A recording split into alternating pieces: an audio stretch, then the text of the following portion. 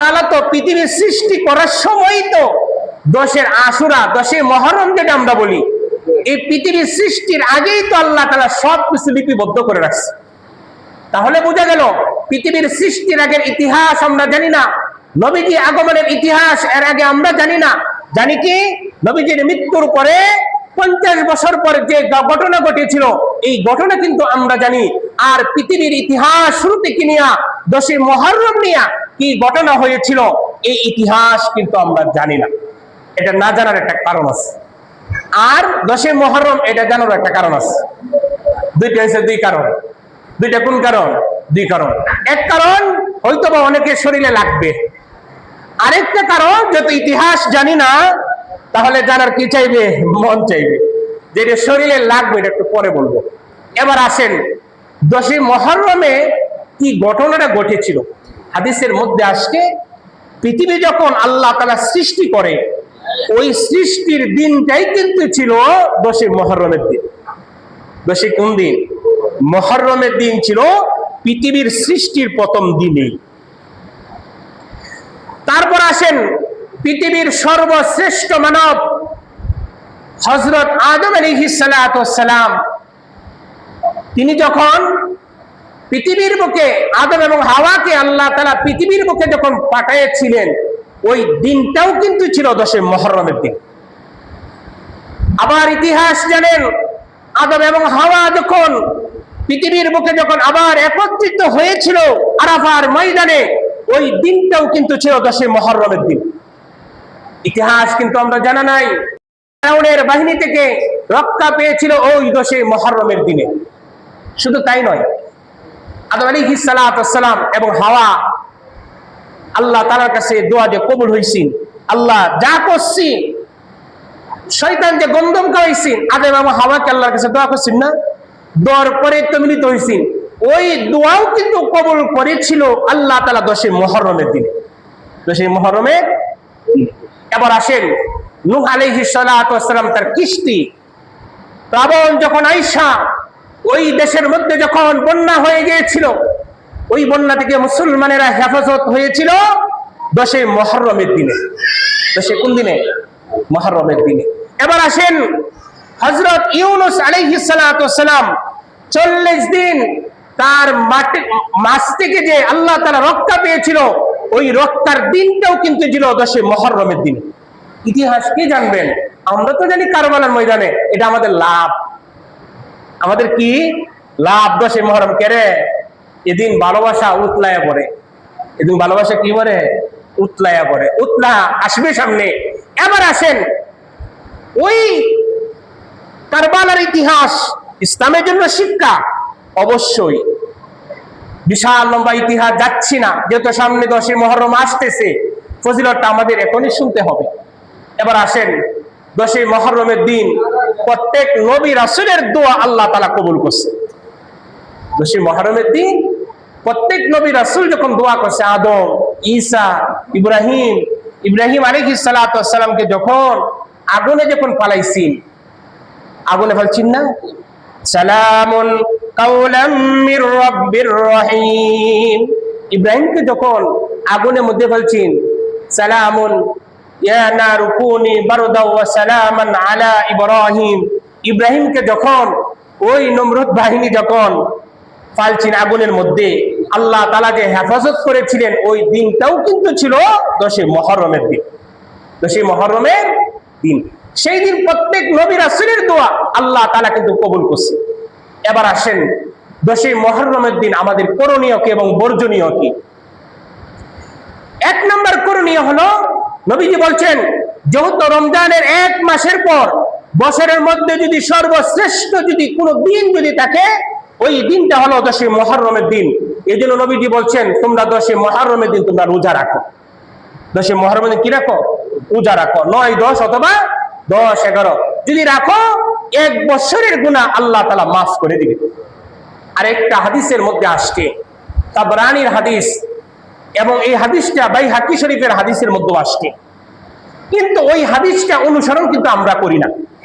কেন করি না? এই যে বললাম না, যেটা আমাদের কাছে ভালো লাগে এটা আমরা করি। আর ইসলাম যেটা বলে আমরা মুসলমান এটা পালন করি না। আর ইসলাম যেটা নিষিদ্ধ করে এটা কিন্তু আমরা বেশি করি। ইসলামে বলছে কি, হাদিসের মধ্যে আসছে 10 মুহররমের দিন নবী করিম সাল্লাল্লাহু আলাইহি ওয়াসাল্লাম বলছেন ওয়াখালিফুহুম, যদি তোমরা পারো তোমাদের সামর্থ্য অনুযায়ী তোমার পরিবার পরিজনের মধ্যে মুক্ত হস্তে তুমি ব্যয় করো।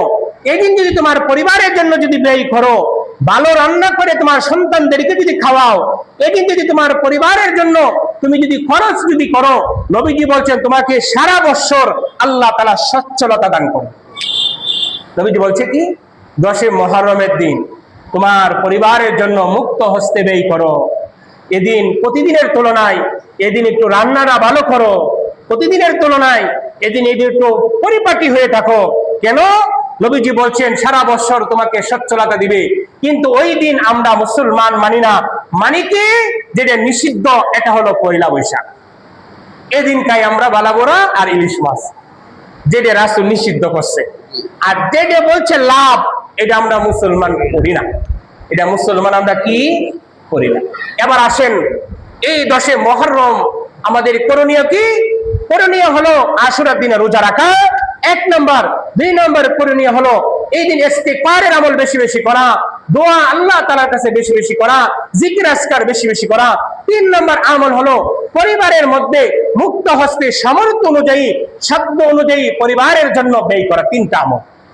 আর বর্জনীয় কি, মানে করা যাবে না, এটা হলো সুখ পালন করা। এই যে বললাম না, লাগবে শরীরে সুখ পালন করা, এটা আমরা মুসলমান বাংলাদেশে কিছু আছে।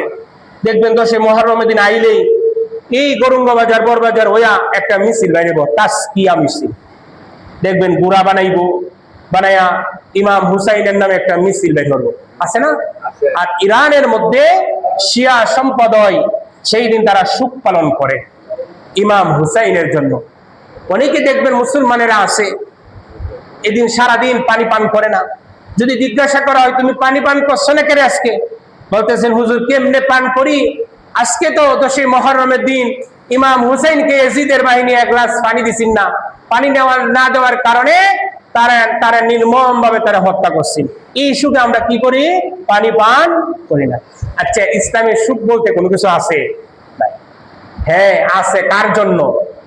স্বামী যদি মারা যায়, স্ত্রী 4 মাস 10 দিন সে ইদ্যত পালন করবে। মা বাবা যদি মারা যায়, সন্তান 3 দিন তার সুখ পালন করবে। এর ছাড়া ইসলামে সুখ বলতে কোনো কিছু নাই। তাহলে মুসলমানেরা বোঝা গেল তারা সুবিধাবাদ, জিন্দাবাদ। এই দিন যদি তাসকিয়া একটা মিছিল যদি বাইর করতে পারে, তাহলে তো কিছু খিচুড়ি খাইতে পারবো, ঠিক না? এদিন ভালোবাসা ইমাম হুসাইনের জন্য অক্ষরে ছড়াইয়া পড়ে। ভালোবাসা কি একদিন? ও ভাই, ভালোবাসা কি একদিন? হ্যাঁ, ভালোবাসার লাগি 4টে সময় যদি খেলা দেখতারেন ইহুদিরা, ঠিক না? ভালোবাসার প্রকাশ কি একদিন তাহার কথা? সাহাবীদের ইমাম হুসাইনের জন্য কি আমাদের কি ভালোবাসা নাই? অবশ্যই আছে। ইমাম হুসাইন কারবালার ময়দানে হয়েছিল কি? ইমাম হুসাইনের ঘটনা বিশাল লম্বা, আগামী সপ্তাহে কারবালার ময়দানের ইতিহাস বলে যাব। তাহলে বোঝা গেল মুহররমের 3টা ফজিলত আমরা মনে রাখবো। 1 নম্বর, এই দিন যদি পারেন 2টা রোজা রাখবেন। 2 নম্বর, এদিন দোয়া বেশি বেশি করবেন। কেন? সমস্ত নবীদের দোয়া আল্লাহ তাআলা কবুল করেছিলেন। এদিন ইস্তিগফারের আমল বেশি বেশি করা, পরিবারের জন্য মুক্ত হস্তে ব্যয় করা। আর মহিলারা একটা ভুল করে, এই ভুলটাও কিন্তু বলে যাচ্ছি। এটা হলো দেখবেন এই দিন মহিলারা, এই এলাকায় আছে কিনা আমার জানা নাই, আমাদের অঞ্চলে ছিল, আলহামদুলিল্লাহ বন্ধ হয়ে গেছে। মুহররম আসলেই পাড়ায় পাড়ায় ঘরে ঘরে গিয়ে চাল ডাল তারা একত্রিত করে কিন্তু মানে যেটা আমরা খিচুড়ি বলি, এই খিচুড়ি রান্না করত। এই 10 মুহররম আসলেই কিন্তু হালুয়া রুটির একটা উদযাপন হইতো, ঠিক না? আসলে এইগুলা ইসলাম সাব্যস্ত করে না। এইগুলা ইসলাম কি করে না? সাব্যস্ত করে না।